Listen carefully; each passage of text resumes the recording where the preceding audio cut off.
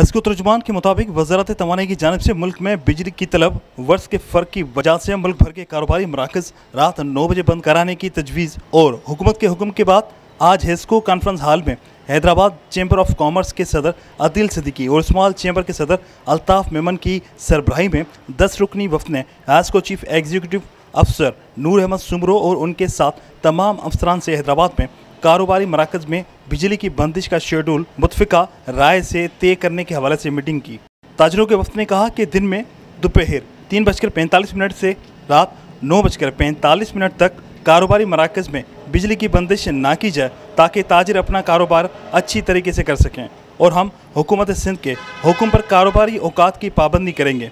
इस मौके पर हेस्को चीफ ने ताजरों के वफ़द को यकीन दिलाया कि हैदराबाद शहर, लतीफ़ाबाद और कासमाबाद के कारोबारी इलाकों के 39 अदद 11 kV फीडर्स हैं जिन पर दोपहर 3:45 से लेकर रात 9:45 तक मुसलसल बिजली देंगे। ये तमाम फीडर्स वो हैं जहां पर कारोबारी मराकज़ के साथ साथ रिहाइश, होटल, अस्पतालें, बेकरीज और शादी हाल भी हैं। जबकि इस शेड्यूल पर सब मुत्तफिक हुए ताकि कारोबारी मराकज़ की सरगर्मियाँ जारी रखी जाएँ। कैमरामैन उमर हैत के साथ इमरान शलकेरी, दून न्यूज़ 24/7 हैदराबाद।